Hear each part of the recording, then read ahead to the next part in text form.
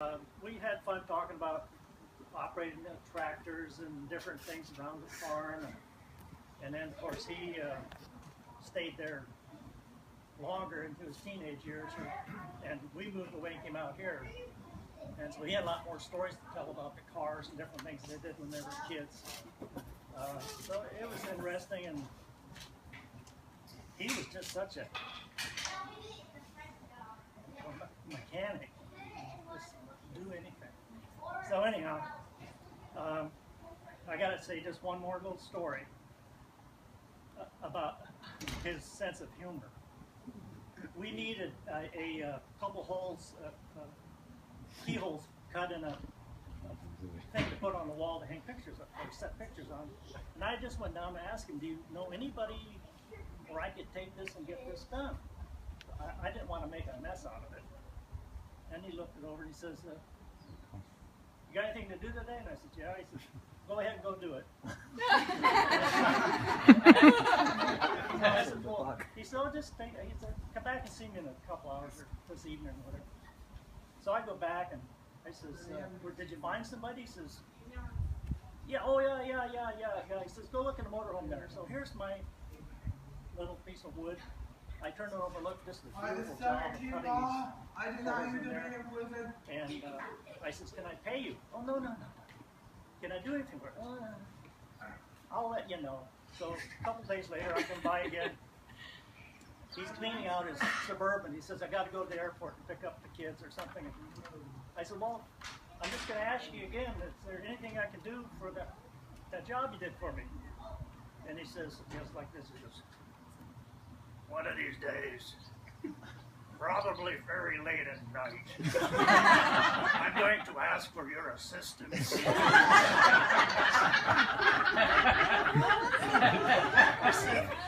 I said, okay. See you later. He was a hell of a guy.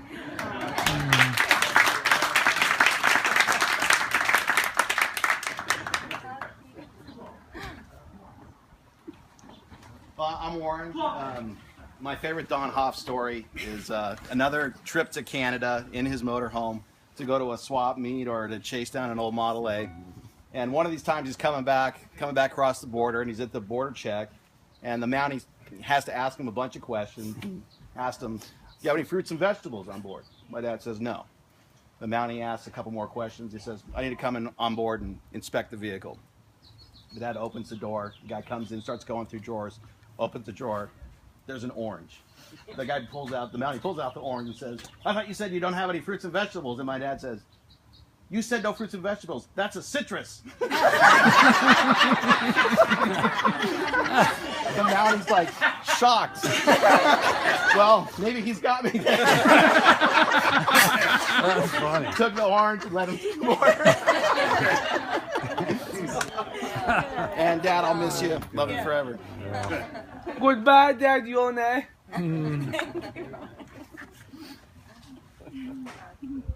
Are we done?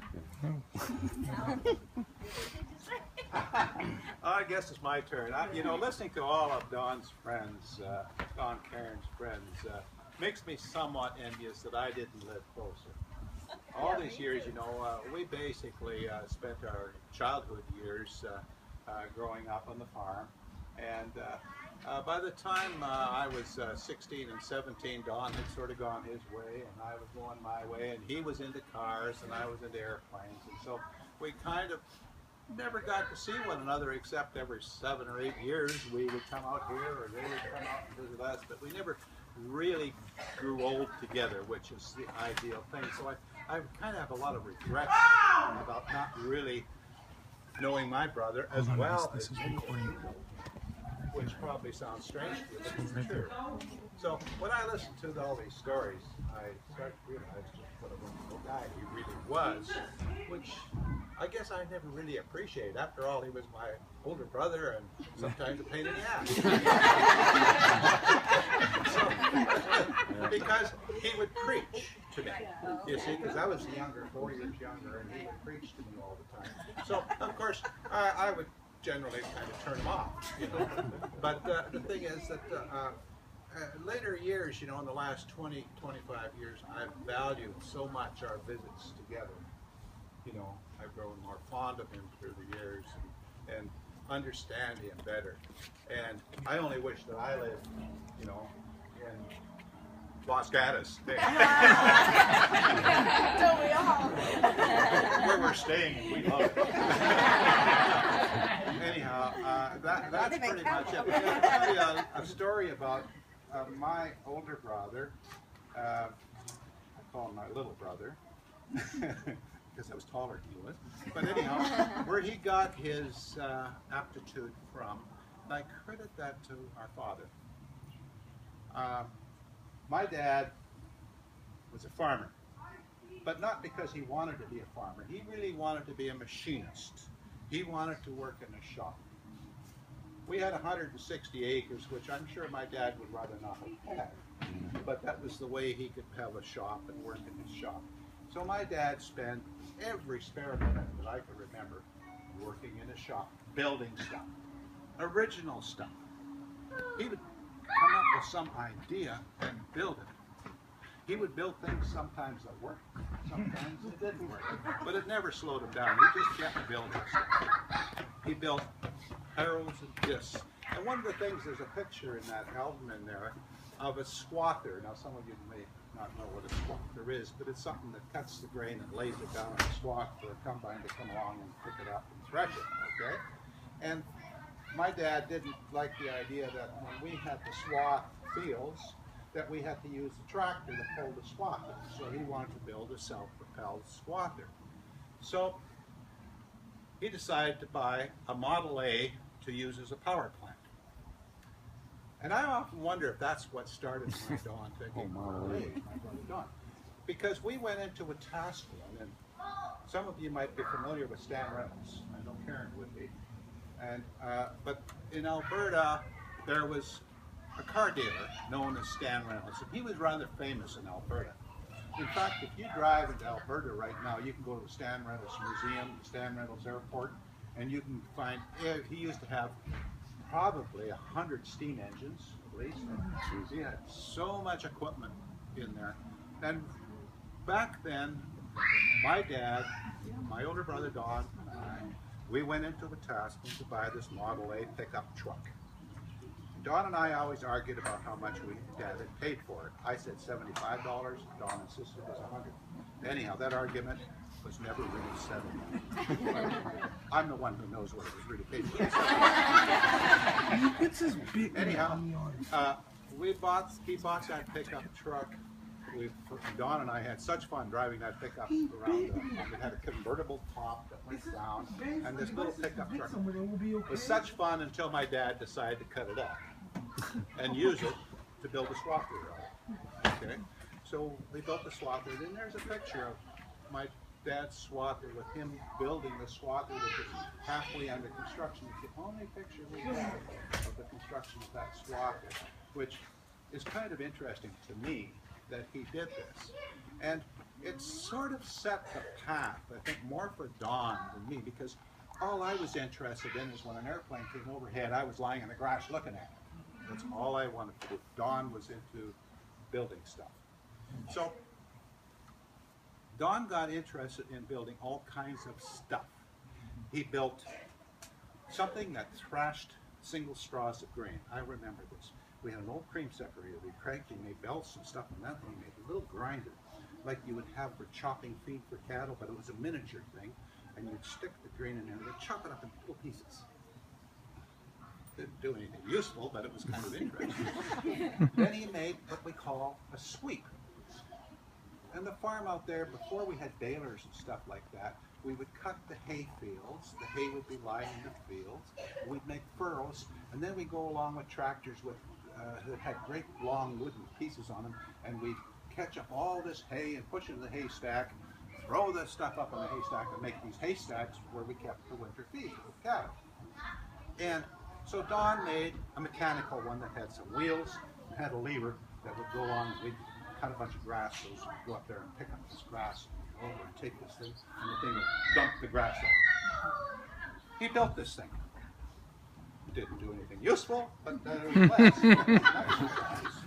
Okay, so he built that. Then we had Hiawatha motorbikes, which you'll see on that video in there. Two of us sitting on our Hiawatha bikes.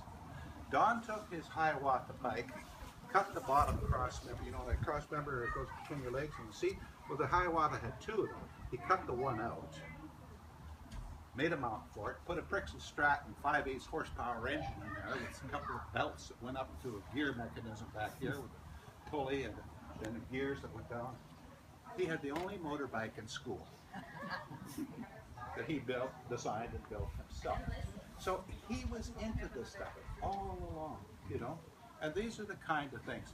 And I really think my dad started this with the way he was. My dad had failures. His biggest failure was a snowblower. He built this snowblower for a guy named Bill Marr, who was a neighbor a mile from our farm. And he had a McCormick Deering WD9 tractor. Now, most of you haven't a clue what I'm talking about. This is a big diesel tractor. At the time, the biggest tractor made. And he wanted to build a snowblower. My dad built a snowblower about this high, had a great big blade on it, that whirled around. He built this thing, put it on this WD9. This WD9 barely had enough power to pull the thing without any snow in it, and it was a total failure. About 20 years ago, Marilyn and I were driving out to have a look at the old farm. We drove by Bill Marr's place. And as we went by Bill Marr's place, I noticed in the field something standing over there. Grass about yay high. I stopped and backed up. I walked out of there, and there was my dad's snowblower. Still sitting there. As far as I know, it never moved a flake of snow. But that's the history behind where he was motivated, I think. I could be wrong. But I want to share that with you. Thank you. Thank you.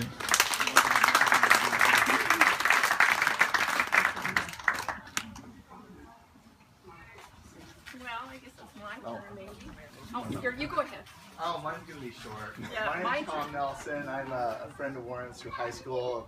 I was really known as the bad influence on Warren. But my parents felt like Warren was a bad influence on me, so it kind of all evened out. But I knew that. So somewhere along the way, Warren's dad once said, "Hey, my dad wants to know if you want to help on the weekend around one of the houses." So I thought, well, this is a great opportunity to get in good and to be in a good light. Well, we ended up pouring, I don't know how many square foot of concrete, but I'm pretty sure it's the hardest I've ever worked. I don't remember getting paid for it, but I still have the calluses on that day.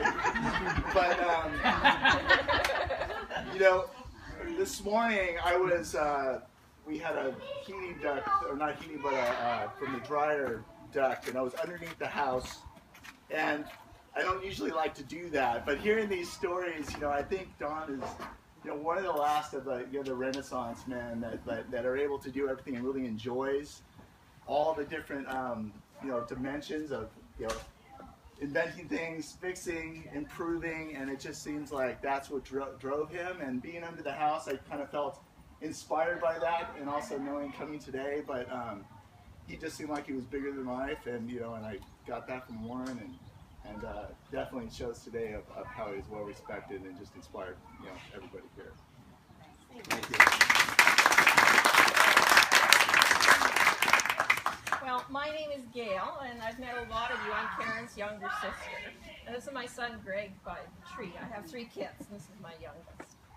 And I was very little, I think, when Dawn came into my family. He was with Karen. I was probably about 5, so Dawn was just always part of our family. And Dawn always loved to eat, and Mom was a really good baker, and I always remember, while Dawn's coming, we have to make a pie. And he loved any kind of pie. Apple pie, rhubarb pie, flapper pie, especially, yes. So we always had to make a pie. But Dawn was always there. Like I said, we have 3 kids, and we live in Canada, and they always look forward to Uncle Don coming. Pardon me, I'm going to get emotional here. Because Uncle Don had lots of stories. He was just so interesting, and he took time for each kid and would sit there with them and tell them a story, and they were completely engrossed. He was one of their favorite uncles.